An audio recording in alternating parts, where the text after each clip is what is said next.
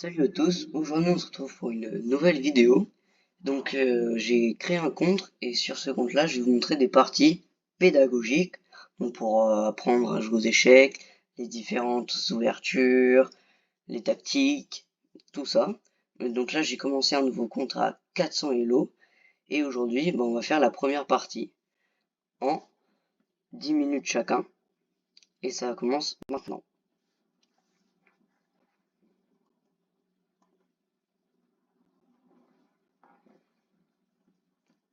Donc on a les noirs et on joue contre.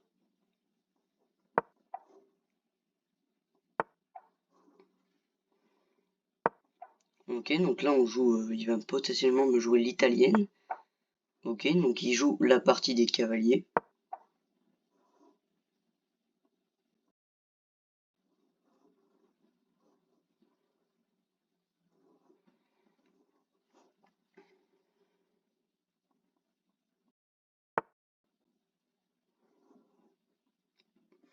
Donc là, qu'est-ce qu'il menace? Donc là, il menace pas grand-chose. Et après, je pense qu'il va jouer son fou ici pour menacer de prendre le pion ici et de faire la fourchette dame tour. Donc ici, moi, je vais développer mon cavalier ici en B4.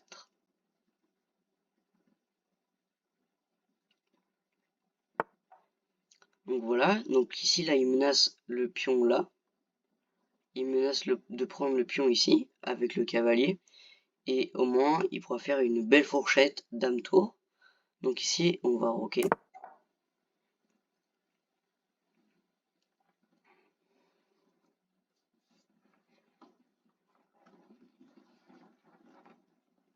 Donc, ce qu'il a joué, ça s'appelle l'italienne. Et dans l'italienne, il y a vraiment beaucoup de versions.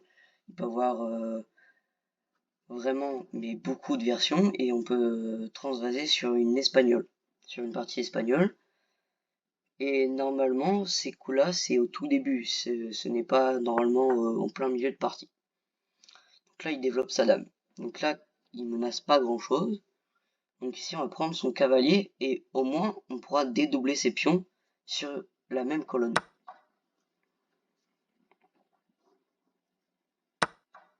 Donc voilà, là il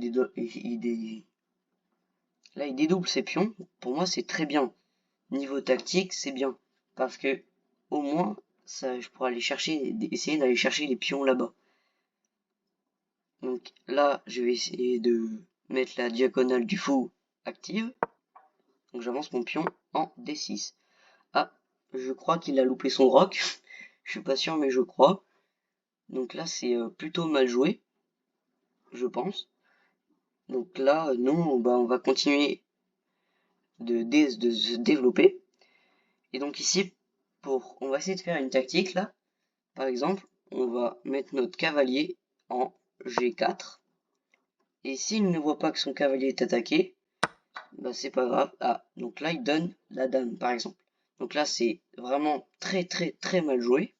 Donc ici on reprend la dame, tout simplement.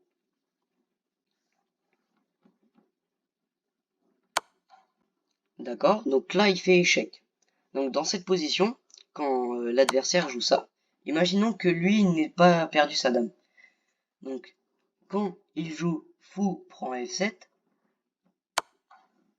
on est d'accord que moi, ici, je vais prendre avec la tour.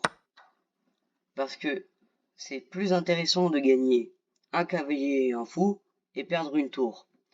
Parce que si on compte entre un cavalier et un fou cumulé, ça fait 6 points. Et une tour, ça fait 5 points. Donc là, ici, je gagne un point en tout. Donc, ce qu'il a fait joue en faveur des noirs. Donc ici, on voit bien qu'il veut attaquer le pion en B7. Donc tout simplement, on va l'avancer en B6.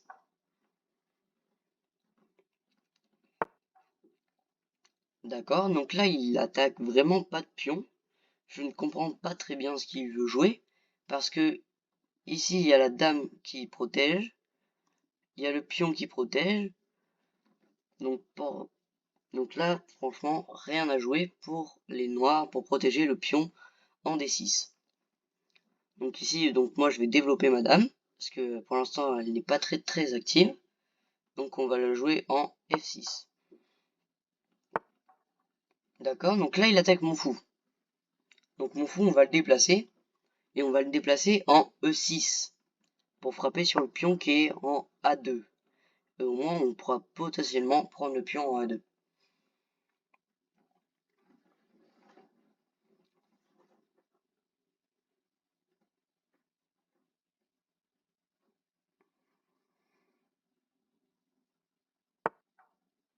Donc là il avance son pion. Donc ici il menace le pion en E5. Donc si on reprend, il reprend, et après on reprend du cavalier, donc on gagne un pion. Donc ici moi je vais prendre. Voilà, donc comme je vous disais, on gagne un pion.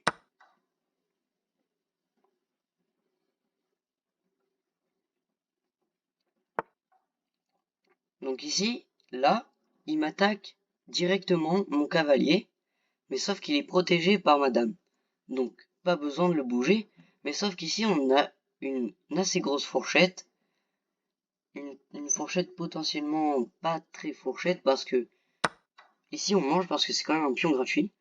Il a juste ici à mettre sa tour en B3, sauf il attaque ma dame qui est en F6. Donc ici, qu'est-ce qu'on fait? On va bouger la dame, bien sûr. Donc ici, on va la mettre, par exemple, en... on va la mettre en G6. Au moins, on peut potentiellement attaquer le pion. Et si on mange... Donc là, maintenant, il doit déplacer sa tour, sinon il perd la tour. Et franchement, si il perd la tour, il est vraiment très mal parti pour la partie.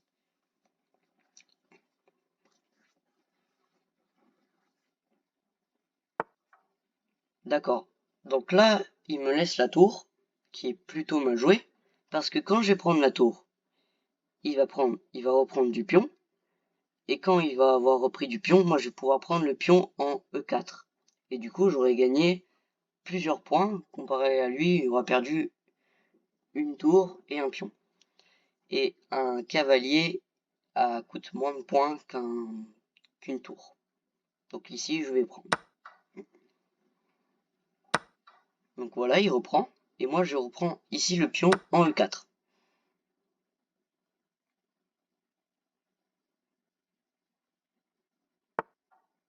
Donc ici, là, il y a un coup très intéressant. Donc je vous laisse mettre sur pause pour trouver si vous l'avez vu. Donc dans cette situation, on gagne un fou. On gagne le fou noir. Donc ici, moi, je vais jouer Dame, Dame B1, échec.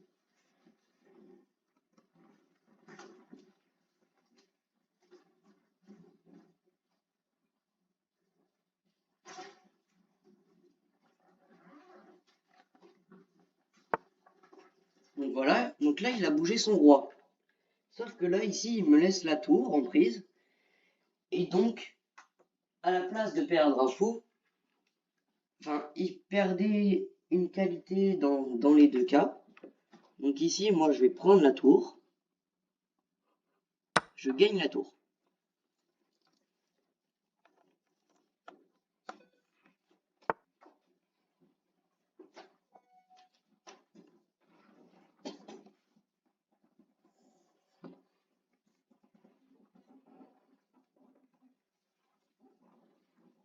Donc là, il a joué.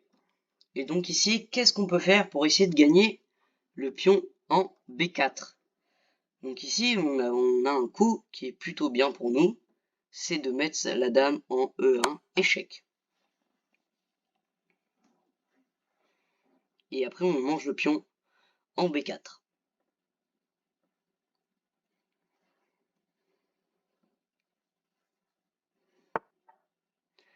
Donc ici, on mange le pion.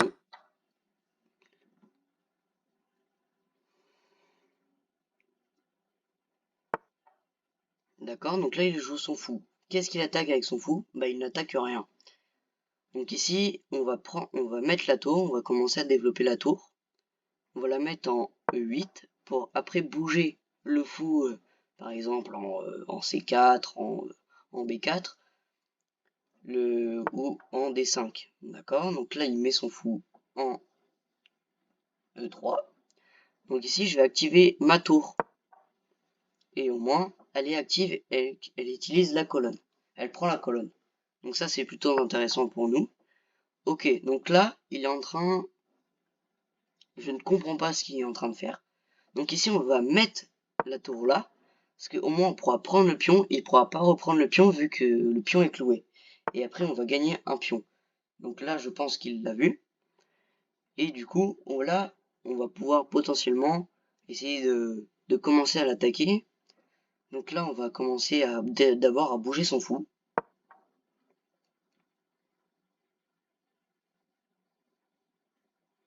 Donc là, il doit bouger son fou, sinon il perd le fou. D'accord? Ah, donc là, plutôt intéressant. On va avancer le pion de 2. Et au moins, qu'est-ce qu'on pourra faire après? On pourra mettre la dame en H4.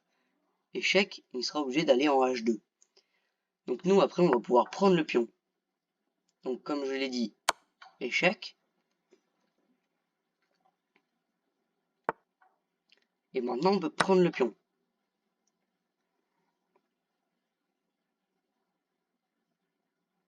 Donc là, pour ceux qui le voient, échec et mat en 2. Donc prendre le pion avec la tour, échec. Il est obligé d'aller en H1. Et après, on mange le pion en H3, échec et mat. Mais va-t-il le voir?